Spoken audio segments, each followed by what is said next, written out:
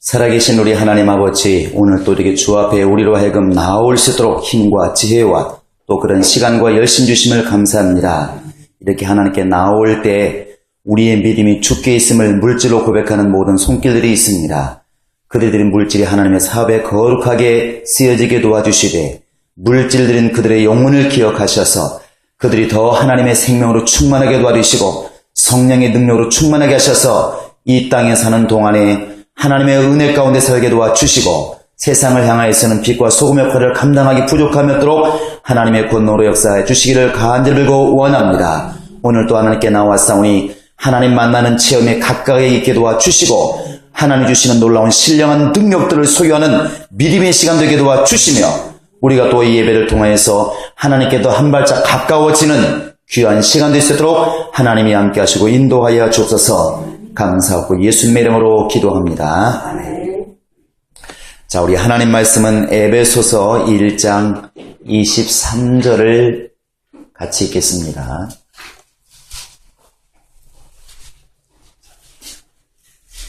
에베소서 1장 23절입니다. 시작. 교회는 그의 몸이니 만물 안에서 만물을 충만케 하시는 자의 충만. 짧으니까 한번 더 읽겠습니다. 시작. 교회는 그의 몸이니 만물 안에서 만물을 충만케 하시는 자의 충만이라. 자, 하나님은 교회를 통하여 일하신다. 세 번 시작. 하나님은 교회를 통하여 일하신다. 하나님은 교회를 통하여 일하신다. 하나님은 교회를 통하여 일하신다. 예수님이 이 땅에 계시는 동안에 많은 말씀들을 여러분과 지금 나에게 이렇게 남겨주셨습니다. 그리고 말씀하시기를 이 말은 내 말이 아니고 나를 보내신 아버지의 말씀이다.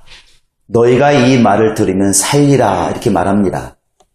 그래서 요한복음 6장 63절에서도 살리는 것은 영이다. 육이 아니다. 그러므로 영을 위해서 살아야 되는데 내가 하는 이 말이 내 입을 통하여 나오는 이 아버지의 말씀이 곧 영이요 생명이다. 그래서 사람이 떡으로만 사는 것이 아니라 하나님 입으로 나오는 말씀으로 살 것이니라 하는 말과 같은 것이죠. 그 살리는 말씀, 생명의 말씀을 우리에게 예수께서 계속 이게 들려주고 있는 것이고 우린 지금 성령을 통하여 예수를 직접 대면한 것은 아니지만 그 예수께서 하신 말씀들을 기억하고 또 생각하고 이 말씀을 깨달음으로 우리가 지금 영원히 살아가고 있는 것입니다. 근데 우리가 이제 예수를 기억하면서 예수께서 마지막 십자가에서 이렇게 7마디 말씀을 하셨다고 그러는데 사실 우리에게 가장 어떤 말씀도 귀하지 않은 말씀은 없지만 우리 마음을 설레게 하고 우리를 기쁘게 하는 말이 있습니다. 그게 뭐냐면 다 이루었다는 말이에요. 다 이루었다. 아마 그 당시 옆에 있었던 로마 군병들이나 그냥 믿음이 없는 사람들은 이 말을 왜 저런 말을 할까 했을 것입니다. 지금 무슨 소린가? 사람이 이렇게 십자가에 죽어가면서 내가 다 이루었다 이렇게 말할 때 무슨 소린가 지금? 장가도 못 가고 늙어서 지금 죽는 것도 아니고 젊어서 십자가에서 저렇게 고통스럽게 죽어가는 사람이 뭘 다 이루었다는 것인가? 아마 이해를 못할 것입니다. 그러나 성경을 아는 우리는 이미 알고 있습니다. 그 말씀이 구약의 모든 율법을 완성했다는 말과 같은 것이고 우리의 죄를 위해서 죽으시는 그 모든 걸 다 이루었다는 말과 같은 것이고 우리 인간이 구원받기 합당할 수 있도록 완벽하게 길을 열어놓았다는 것을 말씀하고 있다는 것을 이미 알고 있지 않습니까? 다 이루었다. 아버지께서 나를 이 땅에 보내어서 이루려고 하신 그 모든 것들을 난 다 이루었다. 이게 우리에게는 은혜가 되는 것입니다. 예수님을 다 이루셨기 때문에 여러분과 지금 나는 거저받는 은혜를 가지고 하나님께 나아가는 거 아니겠습니까? 만약에 예수님께서 절반만 이루시고 절반을 못 이루었다면 우리 가망 없습니다. 지금 만약에 율법대로 살라고 하면 살 수 있겠습니까? 과연 지킬 수가 있더냐는 것이죠. 예수께서 말씀하시기를 마음속에 범죄한 것도 범죄한 것이라는데 형제에 대해서 나가라는 그 나라 욕이지만 그렇게 욕을 하는 사람들이 살인한 것과 같이 취급한다는데 그런 식으로 말하면 우리 예수 믿는 사람도 욕 많이 하지 않습니까? 마음으로 얼마나 살인하며 얼마나 도둑질 많이 하고 얼마나 나쁜 일 많이 합니까? 마음속에서 그렇다는 얘기죠. 근데 만약에 이런 것까지 다 정죄하기로 말하면 살 사람이 어디 있겠습니까? 근데 예수께서 이 모든 걸 다 이루어 놓으시고 걱정하지 말아라. 너희들이 살 길이 이미 준비되어 있다. 내가 다 이루었다. 이것이 바로 예수님의 고백이고 믿음이고 우리에게는 이것 때문에 그때부터 은혜가 임하기 시작하는 것입니다. 그러니까 예수님이 십자가에 죽으실 때 고통스러운 모습이 있지만 우리 인간이 볼 때는 다 이루었다는 그 말씀이 우리에게는 감사의 조건이 되어야 되리라 믿습니다. 어찌되었든 예수께서 이 땅에 오셔서 아버지가 하라고 하신 일들을 다 이루셨고 그 다음에 지금은 성령이 오셔서 예수께서 이루신 그 모든 공로, 모든 역사를 성령이 보존하시고 지금도 이끌어 가십니다. 이게 성령을 통해 우리는 예수께서 하신 일을 그대로 알 수가 있어요. 그런데 성령이 어떻게 그런 예수의 일들을 나타내고 드러내느냐? 그건 교회를 통해서 드러내시는 겁니다. 사도행전 20장 28절에 보면은 성령이 너희를 감독자로 삼고 예수의 피로 산 영혼들을 치게 하셨느니라 이렇게 나와 있는데 결국 교회의 감독자를 세우는 게 누구냐? 성령이십니다. 뭐 때문에 세웠을까요? 예수의 남은 고난을 채우고 예수의 역사를 계속 나타나게 하기 위해서 바로 일꾼들을 세우는 것입니다. 그래서 예수님이 승천하시면서 가신 게 뭡니까? 약속한 게 뭡니까? 내가 가면 몇 날이 못 되어서 성령을 선물로 받으리라. 나는 거역해도 혹시 모르겠지만 성령께는 절대로 거역하지 말고 불순종하지 말아라. 회방하지 말아라. 왜? 그가 내가 하는 일들을 다 보존하고 역사하시는 분이시기 때문에 그분께는 철저히 순종해라. 이렇게 부탁을 하는 것입니다. 그래서 오늘날 교회들은 끊임없이 성령 충만을 외치는 겁니다. 교회에서 성령을 말하지 않고 성령을 우리가 정말 이렇게 성령 충만을 간구하지 않는다면 그 교회는 이미 충만한 교회가 아닙니다. 주목 주시고 내 영혼아 성령으로 충만하자. 시작. 내 영혼아 성령으로 충만하자. 내 영혼아 성령으로 충만하자. 내 영혼아 성령으로 충만하자. 바로 성령으로 충만한 역사가 어디를 통해서 드러나느냐? 교회를 통해서 드러나는 것입니다. 오늘 말씀에도 교회가 뭐하는 곳이냐? 이렇게 정의를 물었을 때 모든 만물 안에 계셔서 만물을 충만케 하신 자의 충만이다. 쉽게 말하면 과일나무가 과일을 많이 열 만큼 그 생명력이 왕성하지 않느냐? 그렇게 젊은 아이들과 생명이 왕성하지 않느냐? 그들이 그렇게 생명이 왕성하게 만드는 힘이 있는데 그 힘이 뭐냐? 하나님이시라는 것이죠. 그 하나님의 충만함이 모인 곳이 어디냐? 바로 교회라는 것입니다.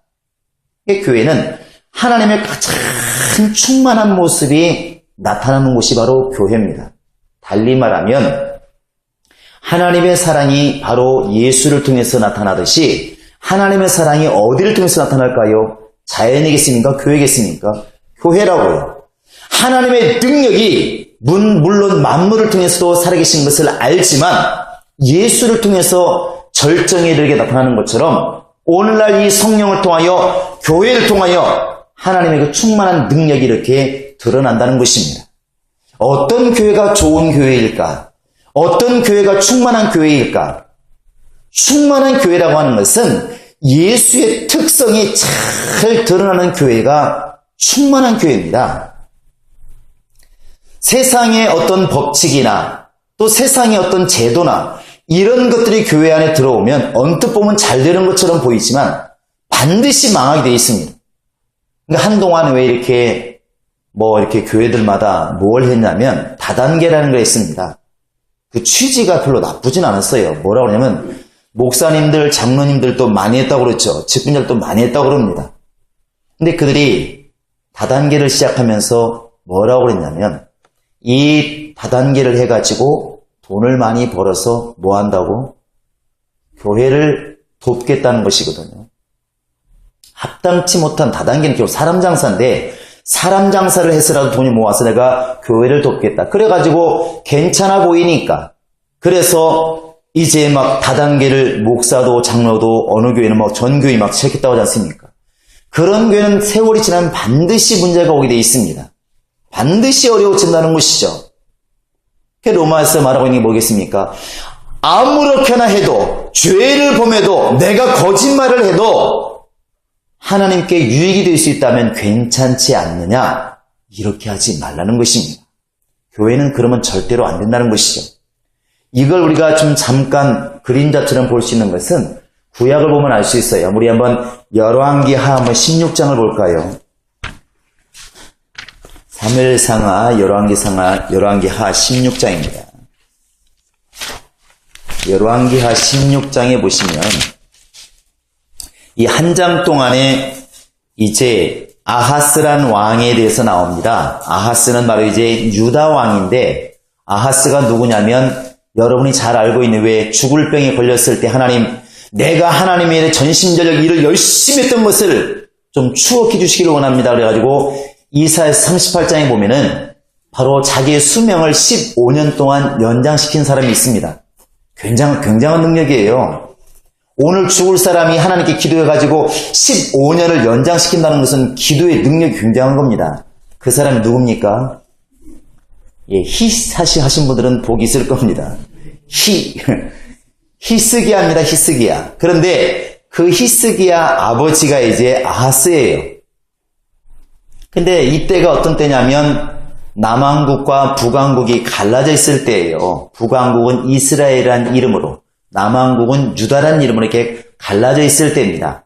그래서 사무엘상하, 열왕기상하, 역대상하는 그런 분열 왕국치들을 잘 이렇게 표현하고 있는데 이 아하스 왕은 유다 왕입니다. 근데 한국하고 북한처럼, 남한하고 북한처럼 유다하고 이스라엘은 같은 민족이기 때문에 어떤 때는 엄청 친해가지고 막 서로 어깨동무하고 살 때가 있었고, 어떤 때는 대판 싸워가지고 막 서로 잡아먹으려고 으르렁을 때가 있었어요. 지금 우리 남북한도 그러잖아요. 어떤 때는 막 친해가지고 우리가 남이가 이래가지고 막 친할 때가 있는가 하면 어떤 때는 너 때문에 못 살겠다 그러고 지금 뭐 그러지 않습니까? 계속 으르렁거립니다. 쏘기만 해봐라. 쏠 텐데 어떡할 거냐. 싸웁니다. 그런데 이 당시에는 사이가 안 좋을 때예요. 이스라엘과 유다가 막 싸움을 합니다. 전쟁을 해요. 근데 이 유다 왕인 아하스가 신앙생활을 잘 해야 되는데 그렇지를 못했어요. 한번 볼까요? 자, 우리 2절, 3절, 4절을 보시겠습니다. 시작. 아하스가 위에 나아갈 때 나이 10세라 예루살렘에서 16년을 지배하였으나 그 조상 다윗과 같이 아니하여 그 하나님 여호와 보시기에 정직히 행치 아니하고 이스라엘 열왕의 길로 행하며 또 여호와께서 이스라엘 자손 앞에서 쫓아내신 이방 사람의 가증한 일을 본받아 자기 아들을 불 가운데로 지나가게 하며 또 산당과 작은 산이와 모든 푸른 나무 아래서 제사를 드리며 분향하였더라. 쉽게 말하면 하나님을 섬기는 나라고 하나님을 섬기는 왕이기 때문에 하나님만을 섬겨야 되는데 아들을 갖다가 불 가운데로 지나겠다는 것은 몰렉신을 섬겼다는 것입니다. 불에게다 제물로 바치고 이런 일이 있습니다. 그러니까 이방신을 섬기는 거예요. 회당 있고 성전 있고 성막이 있어서 하나님만을 섬겨야 되는데 또 저 산속에 당을 만들어 놓고 성황당처럼 당을 만들어 놓고 거기 가서 그들의 신을 섬기는 것입니다. 죄를 범한 것이죠. 그래서 악하게 행동했더라 이렇게 이제 답을 내립니다. 정직히 행하지 않더라는 것이죠. 그런데 그 정직히 행하지 않은 모습이 이제 크게 보면 두 가지 모습으로 나옵니다. 자기와 지금 적대 국가에 있는 그 위에 같은 민족이지만 이스라엘이 자기를 치려고 합니다. 유다를 치려고 해요. 그 뒤에 나와 있는 게 바로 이제 그것입니다. 5절부터 보시면 한번 읽어볼까요? 5절만 시작. 이때 아람 왕 르신과 이스라엘 왕 르말야의 아들 베가가 예루살렘에 올라와서 싸우리 하여 아하스를 에워쌌으나 이기지 못하니라. 이기지를 못했는데 계속 이제 싸우려고 하는 것이죠. 그런데 이제 가만히 보니까 유다가 볼 때 아람 왕하고 이스라엘 왕이 막 합동해가지고 자기를 치러 오니까 겁이 나겠어요? 안 나겠어요? 여러분은 믿음이 있으니까 뭐 겁날 게 없겠지만 보편적으로 이렇게 주변 나라가 막 합세해가지고 공격을 하면 겁이 나겠어요? 안 나겠어요? 겁이 납니다. 그러니까 이제 7절을 보시면 이방 나라인 아수르에게 손을 벌립니다. 한번 읽어볼까요? 시작. 아하스가 아수르 왕 디글랏 빌레셀에게 사자를 보내어 이르되 나는 왕의 신복이요 왕의 아들이라. 이제 아람 왕과 이스라엘 왕이 나를 치니 청컨대 올라와서 나를 그 손에서 구원하소서. 아부도참 굉장히 압니다. 하나님을 섬기는 나라 백성의 그 나라의 왕이, 아수르는 지금 하나님을 섬기는 나라도 아닙니다. 근데 그 나라 왕한테 어떻게 말을 하냐면, 금방 여러분 읽으신 것처럼 나는 왕의 신복이요 왕의 아들이라. 참 아무리 위기에 닥쳐도 너무나 비굴하잖아요. 근데 이렇게 말합니다. 이방 왕에게 하는 말이, 그것도 자기 민족도 아닙니다. 그리고 잘못이 이제 8절 보면 나와 있습니다. 8절 시작. 여호와의 전과 왕궁 곳간에 있는 은금을 취하여 아수르 왕에게 예물로 보내었더니, 아무리 어려워도 전쟁이 이기겠다고 하나님의 전에 금을 뜯어다가 바치는, 여러분 이걸 하나님이 기뻐하시겠습니까? 마치 아무리 좋은 취지, 전쟁이 이기려고 하는 좋은 취지가 있을지라도 안 맞는다는 것이죠. 그러니까 우리가 이스라엘 초대 왕이 사울로 치고 있는데, 사울이 그렇게 전쟁에 나가서 이겼을 때 하나님 말씀대로 다 쳐서 죽여라. 장정만 죽이지 말고 아이벤 자들도 죽이고 여자도 죽이고 어린아이도 죽이고 모든 짐승까지 다 죽여라 했을 때 마음이 아프지만 사실은 죽여야 그게 말씀에 순종하는 것인데, 살찐 소는 가져옵니다. 마른 소는 죽이고 이쁜 여자는 데려옵니다. 왜? 나중에 사무엘이 묻습니다. 왜 그럽니까? 왜? 하나님께서 다 죽이라고 말씀하지 않습니까? 저들이 아말렉 군사가 얼마나 우리를 방해했는데, 이스라엘을 얼마나 방해했고 하나님을 얼마나 방해했는데, 하나님이 그걸 잊지 않고 죽이라고 말씀하셨는데 왜 살렸습니까? 했을 때 사울이 그런 말을 하지 않습니까?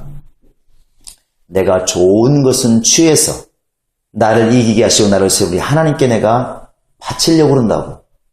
언뜻 보면 참 좋은 생각 같지만 하나님은 지금 그걸 기뻐하는 것이 아니라는 것이죠. 그러니까 이 아하스 왕이 위기에 닥쳤을 때 사실 모세와 같이 하나님께 달려가야 되고, 위기에 닥쳤는 엘리야처럼 막 하나님께 달려가야 되는데, 위기에 닥치니까 세상 임금에 가가지고 그것도 당당하게 나를 도우라. 당신이 안 도우면 하나님 도울 것이다. 이것도 아니고 나는 당신의 아들입니다. 이야, 어떻게 이렇게 말할 수 있을까? 그것도 말로 그런 게 아니라 하나님을 섬기는 그 하나님의 전을, 그 금을 뜯어다가 그 왕에게 바쳤다는 게 말이 되겠습니까? 이건 악한 왕이 될 수밖에 없는 겁니다. 물론 그 뒤에 이제 9절에 와서 아수르 왕이 그 당시 아수르가 컸으니까 와가지고 유다를 구해줍니다. 그게 이제 올무가 된 것이죠. 이겼으니까, 도와주었으니까 어떻게 가만히 있습니까? 그러니까 신이 찾아갑니다. 아수르까지 갑니다. 이 아수 유다 왕이 찾아가죠. 자, 우리 한번 10절을 볼까요? 시작. 아하스 왕이 아수르 왕 디글랏 빌레셀을 만나러 다메섹에 갔다가 거기 있는 단을 보고 드디어 그 구조와 제도의 시향을 우려 제사장 우리아에게 보내었더니, 이제 두 번째 이제 잘못이 옵니다. 승리를 해주니까 너무 고마워서 감사로 갔는데, 간 것까지는 또 이해를 하겠어요. 그런데 가서 보니까 그 나라는 이방신을 섬기는 나라예요. 그러니까 제단이 어마어마한 것입니다. 어마어마한 거예요. 자기 나라에 있는, 유다에 있는 성전에 있는 단은 조그만한데, 다메섹에 가보니까, 아수르 가보니까 단이 어마어마한 큰 겁니다. 큰 거죠. 분양하는 단이 엄청 큰 거예요. 하나님을 섬기는 단보다 더 큰 거예요. 그러니까 아하스 왕이 그걸 보고 그걸 그림으로 그린 겁니다. 그리고 이걸 갖다가 이제 그 당시에 제사장 우리아에게 보낸 거예요. 이렇게 만들어라. 그 지금 이 하나님이 원래 성소와 성소 안의 모든 그릇들은 하나님이 다 지시한 것이거든요. 광은 몇 규빗, 고는 몇 규빗 다 지시했잖아요. 그것이 중요한데 자기가 볼 때 너무나 세상 것이 아름다우니까 그걸 갖다가 만들어 지시를 했어요. 그러니까 그 또 종들은 얼마나 잽싸게 만들었는지 오기도 전에 이미 다 만들어 놓았습니다. 그리고 이 아하스 왕이 자기 나라 돌아왔을 때 명령을 합니다. 앞으로 이 모든 제사는 다 1억에서 드리라. 원래 있던 하나님의 단을 다 비켜놓고 그 아수르에서 보았던 그 큰 단, 그걸 만들어 놓고 명령을 했습니다. 앞으로는 모든 번제와 소제와 모든 제사는 여기에서 드려라. 여기서 드려라. 단을 갖다가 바꿔버렸어요. 원래 하나님 지시하신 그 단을 비켜놓고 바꿔놓았어요. 문제가 보통 심각한 게 아닌 것이죠. 근데 아마 이 당시에 아스 왕은 그렇게 생각할지 모르겠어요. 아니, 내가 지금 하나님께 제사 드리는 단을 나쁜 곳으로 바꾸자는 것도 아니고, 안 드리겠다는 것도 아니고, 좋은 곳으로 드리겠다는데 왜 이게 잘못일까? 아마 이럴 수 있다는 것입니다. 그러나 사무엘을 통해서 말하는 것처럼 하나님은 제물을 드리는 것보다도, 제사보다도 하나님 말씀을 순종하는 것을 기뻐하시나이다. 할렐루야. 이게 답입니다. 자, 하나님은 순종을 기뻐하신다. 시작. 하나님은 순종을 기뻐하신다. 하나님은 순종을 기뻐하신다. 하나님은 순종을 기뻐하신다. 하나님 말씀을 듣는 것이 내가 내 생각대로 좋은 양을 드리는 것보다 훨씬 낫다는 것입니다. 그러니까 아스 왕은 결국은 하나님께서 버린 것이죠. 어려울수록 사실은 처음에 이렇게 위기 닥쳤을 때 가장 먼저 해야 될 것은 나는 죽었다 생각했을 때 하나님께 갔어야 옳은 겁니다. 하나님, 정말 우리나라가 지금 위기에 빠졌습니다. 저 이스라엘 왕과 아람 왕이 지금 나를 치러 왔습니다. 이 나라를 치러 왔는데 주여, 이 나라가 어떤 나라입니까? 하나님이 세우신 나라 아니겠습니까? 하나님이 도우시옵소서. 마치 여리고성이 무너지듯이 정말 아람 군대가 정말 그렇게 손 하나 까딱하지 않고 스스로 놀라서 도망갔듯이 저들을 주님께서 물리쳐 주시기를 원합니다. 이렇게 간절히 기도했으면 아마 이 왕이 의로운 왕이라고, 믿음 있는 왕이라고 분명히 기록했을 것입니다. 조금 어려워지니까 세상에 나가서 세상 사람의 도움을 청하는 이 신앙이 이미 버렸다는 것이죠. 그래서 이사야서 31절에 뭘 말하고 있습니까? 도움을 구하러 애굽으로 내려가는 사람은 화가 있을진저. 애굽은 사람이지 신이 아니다. 애굽이 바로 세상인데 예수 믿다 좀 어렵다고 세상 방법, 세상 사람을 의지하기 시작하면 그것이 영적으로 망하는 길이라는 것입니다. 사람을 얻을지 몰라도, 아수르 왕의 환심은 살지 몰라도 하나님께서 버린다는 사실입니다. 이미 그 교회는 죽어가는 것이고 그 사람의 영혼은 죽어가는 것입니다. 그래서 어려울수록 사실은 주님께 달려가라는 것이죠. 야고보서 5장에 뭘 말하고 있습니까? 너희 중에 고난당한 자가 있느냐? 빨리 사람을 찾아가라가 아니라 고난당하는 자가 있느냐? 저는 기도할 것이요. 이게 답이라고요. 이게 답입니다.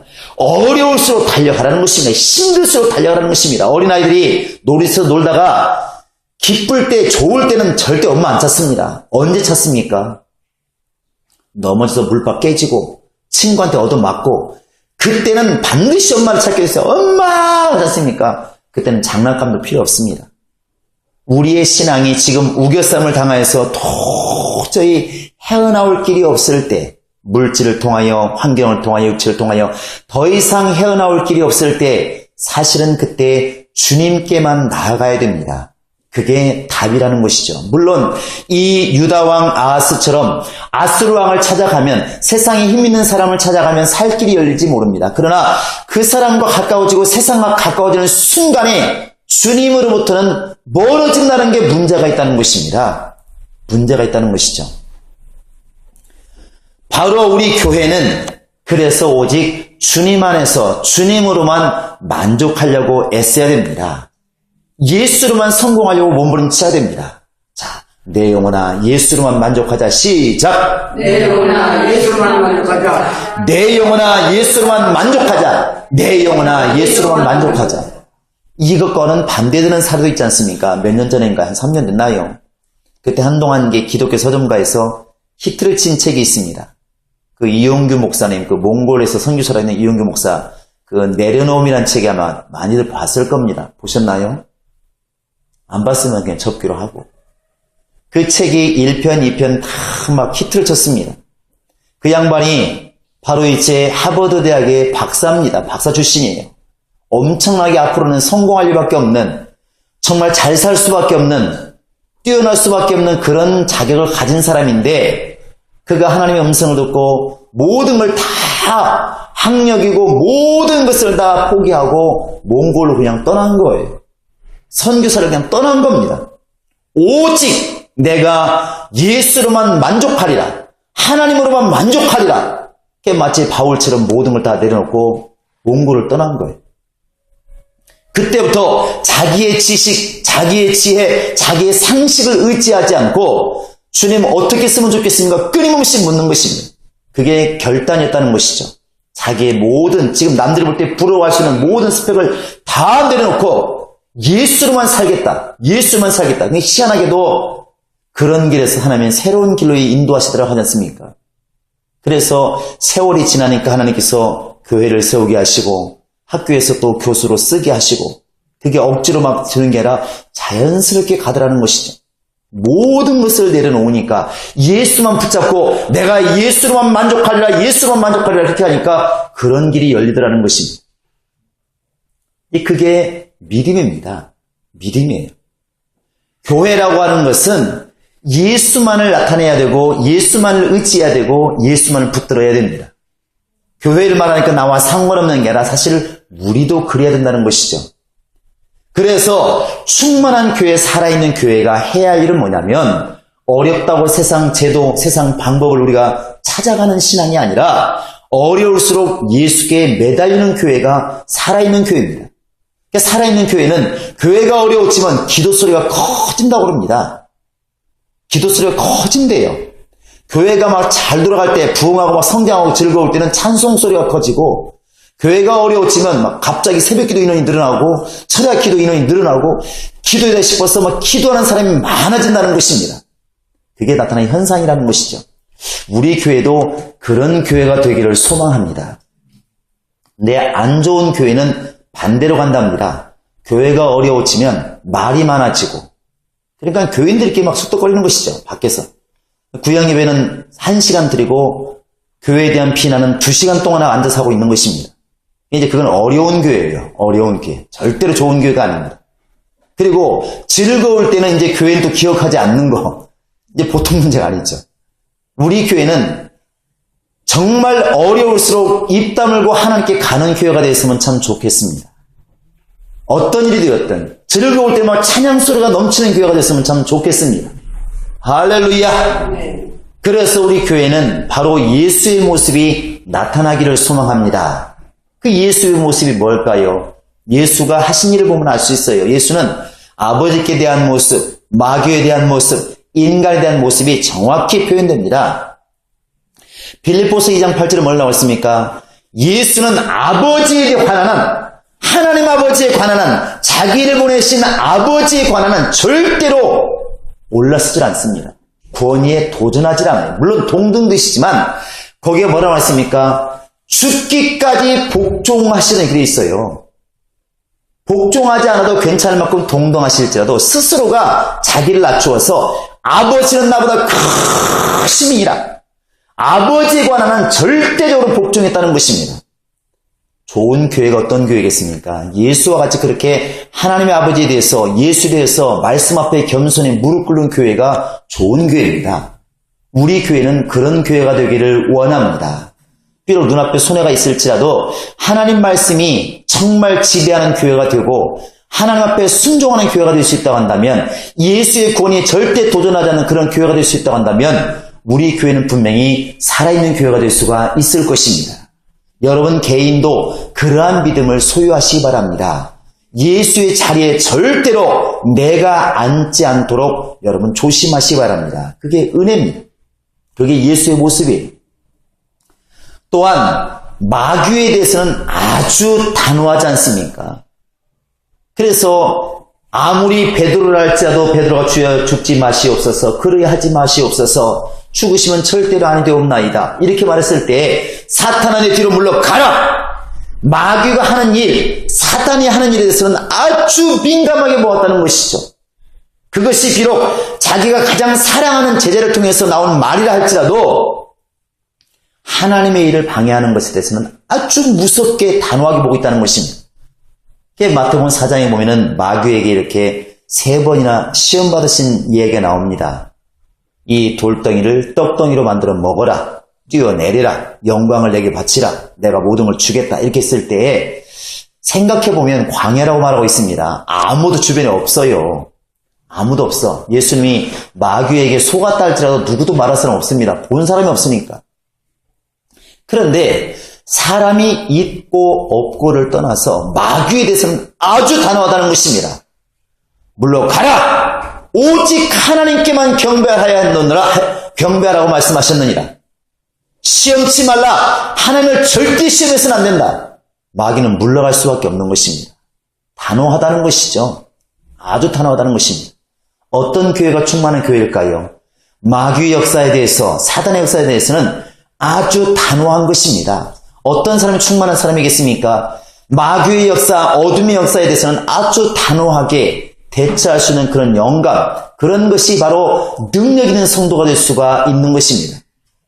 근데 이렇게 마태복음 16장에서 아까 예를 든 것처럼 우리를 돌아보면 그게 쉽지 않을 것 같아요. 그렇게 지금 목사님 최고입니다. 우리 교회가 최고입니다. 이렇게 말하는 사람이 순간적으로 그렇게 말을 했을 때, 주여 죽지 마시옵소서 이런 말을 했을 때 그 얼굴에 대고 갑자기 사탄아 내 뒤로 물러가라!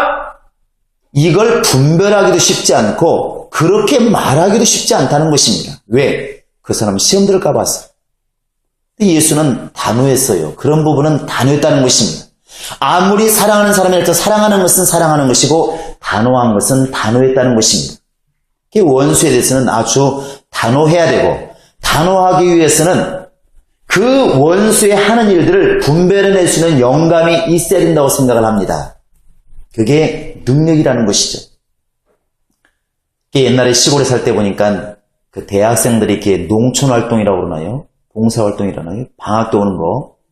걔들이 와가지고 노래를 가르쳐 주더라고. 밤에는 노래 가르쳐 주고, 낮에는 일을 하는데, 우리가 볼 때 일을 망치는 경우가 많아요. 다시 해야 됩니다. 근데 밤에는 노래를 가르쳐 주는데, 그때 배운 노래가 이제 아침 이슬, 그게 나중에 데모가라는 걸 몰랐어요, 그때는. 그걸 가르쳐 줘요. 밤마다 노래 가르쳐 주는 그 때문에 기독교 그때 복음서인가 보니까 그 나와 있더만요. 어두워진 저 하늘, 이런 거 있지 않습니까? 나중에 데모가 했어요. 낮에는 이제 일을 하러 가는데, 저희 시골은 농기구 없었기 때문에 손을 심을 수밖에 없습니다. 근데 그 사람들이 모를 심는데 절반 하나 뜹니다. 뜬다는 말 아시나요? 모를 이렇게 물이 있으면 물 아래까지 들어가서 땅에다 심어야 되는데 대충 심으니까 걔들이 가고 나면 산벌이는 모가 이렇게 이러고 있어야 되는데 물이 있으면 이렇게 서 있어야 되는데 이렇게 떠버렸으니까. 그러면 결국 차라리 안 심었으면 심기가 좋은데 여기저기 심어 있는데 그거 안 밟으면서 살살 하면서 다시 뜬 것을 다시 심으려면 배나 힘이 듭니다. 그래도 한다니까 시키긴 하죠. 근데 하루는 또 이제 나물 뜯어서 비빔밥 해 먹자고 그러고 오후에 이제 산에 다 갔습니다. 나물이나 알면 그래가지고 알겠습니다. 이것은 취나물입니다. 취나물도 한두 개가 아니에요. 참치, 곰치, 벌개비치 많습니다. 취마다 5가지 넘어요. 그러니까 이건 못 먹는 겁니다. 뜯으면 안 됩니다. 이거 먹으면 죽습니다. 그래요? 이건 취입니다. 예. 이건 딱 주니까 캐도 괜찮습니다. 도라지입니다. 예. 알겠습니다. 다 알려줬는데 막 소쿠리를 막 뜯어와요. 뜯어만 뭐합니까? 절반은 버려야 되는 것을. 왜? 이 사람들이 볼 때는 그냥 풀일 뿐입니다.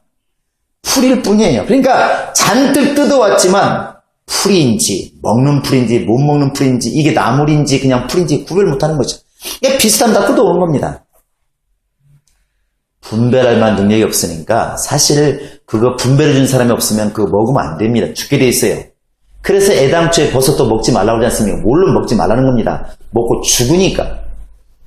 영적으로도 마귀를 대적해야 되는 것은 맞지만 마귀가 누구이며 마귀가 하는 일이 무엇이며 마귀가 실제로 살아있다고 한다면 지금 우리 속에서 역사할 텐데 어떻게 역사하는가를 알지 못하는데 어떻게 우리가 그걸 대적할 수 있겠냐는 것이죠. 마귀가 쓰는 사람, 하나님이 쓰시는 사람 딱 분리되어 있으면 그 사람만 멀리하면 됩니다. 그런데 한 사람 속에서도 하나님이 쓰시는 순간이 있고 마귀가 쓰는 순간이 있다는 게 문제예요. 바요나 시몬아 네가 복이 있도다. 하나님이 복이 있다고 말씀했어요. 근데 그 사람이 뭐라고 하냐면 주여 죽지 마소서. 예수님 말씀하십니다. 사탄아 물러가라. 그러면 믿지 않는 사람은 이렇게 말할 겁니다. 도대체 베드로가 믿음이 있는 사람이요. 없는 사람이요. 마귀의 사람입니까? 예수 사람입니까? 이게 문제라는 것이죠. 제가 이렇게 늘 보면은 그 누가복음에서 장자의 큰아들의 비유처럼 믿음이 있다는 사람들이 더 큰 문제가 많아요. 창기와 세리들은 차라리 남도 죄인이라고 자기도 죄인이라고 생각하기 때문에 차라리 의뢰하는 생각을 안 합니다. 그런데 신앙생활 열심히 하는 사람들이 열심히 하는 게 맞아요. 하나님이 쓰시는 순간이 맞아요. 그런데 중간중간 원수가 왔음에도 불구하고 그 생각을 못한다는 것입니다. 가끔가다 목사들이 이런 질문을 하잖아요. 시기하는 거, 질투하는 거, 미워하는 거, 수근수근하는 거, 인색한 것, 이게 주님의 것입니까? 아무리 믿음 좋은 사람이라 할지라도 믿음 좋은 사람이 그렇게 시기하면 그건 죄가 아닌가요? 질투하는 건 죄가 아닌가요? 아무리 교회에서 큰일하는 사람이라 할지라도, 아무리 장로 할아버지라 할지라도 그 사람이 과연 사람을 미워하면 죄가 아닙니까? 하나님이 쓰시는 증거인가요, 그게? 아니라면 베드로와 같이 그 순간만큼 분명히 원수에게 속은 겁니다. 근데 우리는 저 사람 믿음이 좋은 사람 이렇게 딱 인정해놓고 들어가기 때문에 지적할 때 지적을 못한다는 것이고, 나도 믿음이 좋다고 나름대로 생각하기 때문에 나에게서 그런 모습이 있을 때 당연하다고 생각한다는 것입니다. 그냥 누군가 우리도 마찬가지입니다. 세월호도 마찬가지인데 손가락질은 모든 국민이 합니다. 모든 국민이 하는데 배에 대해서 저 침몰한 것에 대해서는 누구나 말할 수 있지만 반대로 질문할 수 있잖아요. 네 직장이 세월호라면 너는 지금 뭐하고 있냐? 이렇게 물어보면 뭐라고 말하겠습니까? 너는 과연 선장처럼 그렇게 안 하고 굉장히 잘하고 있느냐? 네 목숨 다 바쳐서 정말 교회를 위해서 일하고 있고 네 목숨 다 바쳐서 정말 회사를 구하기 위해서 몸부림치고 있느냐? 이렇게 물어보면 안 맞는 게 맞잖아요. 교회에 있다고 회사 건성건성 일하는 게 얼마나 많이 있습니까? 우리는 뭐가 다르나요? 그런데 우리는 나는 괜찮다고 생각하는 게 너무 많다는 것입니다. 좋은 교회라고 하는 것은 마귀를 대적해야 되는데 마귀의 일, 사단의 일을 좋은 곳에서, 좋은 씨앗 속에서 구별해낼 수 있는 영감까지 포함했을 때 바로 좋은 교회, 좋은 신앙이라고 말할 수가 있다는 것입니다. 우리 안에 그런 모습이 있기를 바랍니다. 우리 행복한 교회도 그런 모습이 있기를 바랍니다. 할렐루야! 그리고 예수님께서는 바로 이제 사람에 대해서는 끝없이 인자하셨다는 것이죠. 끝없이 인자한 것입니다. 예수님이 요한복음 8장에서 현장에서 붙잡힌 가늠한 여인도 용서하지 않습니까? 내가 너를 용서하노라. 나는 죄인을 찾으러 왔다. 남들이 꺼려하는 문둥병자를 할지라도 찾아가시고 죄인인 세리를 할지라도 찾아가시고 다시는 죄를 짓지 말아라. 나는 죄인을 불러 회개시키러 왔노라. 교회가 그런 모습이 있을 때 교회가 살아있는 모습이 될 것입니다. 세상 사람들이 내버린 사람들, 상종하지 못할 사람을 내버린 사람들을 할지라도 교회에서는 할 수만 있으면 품어주고 사랑해주고 용서해주어서 그들로 하여금 예수를 발견하고 예수 안에서 다시 한번 거듭나게 만들어주는 그런 교회, 그런 성도가 바로 예수 닮은 교회, 예수 닮은 성도가 아니겠냐는 것입니다. 교회는 반드시 충만한 교회입니다. 세상과는 분명히 갭이 있어요. 하지만 분명한 것은 이 교회를 통하여, 이 교회를 세우신 하나님이 원하시는 것은 이 교회를 통하여 예수의 모습이, 바로 인자되신 예수의 모습이 나타나기를 원하는 것입니다. 하나님 아버지께 철저히 복종하는 모습, 마귀에 대해서는 철저히 대적하시는 모습, 사람에 대해서는 끝까지 인자하고 용서하는 모습, 그러한 모습이 교회 안에 있기를 바라고 여러분과 지금 나에게도 이러한 모습이 있기를 원하는 것이 주님의 뜻입니다. 여러분, 완성됐다는 것이 아니라 이걸 놓고 우리가 지금 기도하셔야 됩니다. 성령은 우리 안에 있으면 이걸 원하시는 것입니다. 하나님께 대해서는 순종해라. 마귀는 대적해라. 성령을 귀신 쫓는 것이면 하나님 나라가 임하였느니라. 너희는 사람에 대해서 미워하지 말고 사람을 끝까지 사랑하고 용서해 주어서 그들을 품어라. 그것이 주님의 특성이다. 예수님이 이 일을 하고 가셨느니라. 이게 바로 여러분과 지금 나에게 오늘 또 주어지는 주님의 명령입니다. 여러분, 이러한 믿음으로 교회를 섬기고 또 이러한 신앙으로 영적 생활에서 승리할 수 있기를 예수의 이름으로 축원합니다. 이 시간 우리 다 같이 기도하시겠습니다.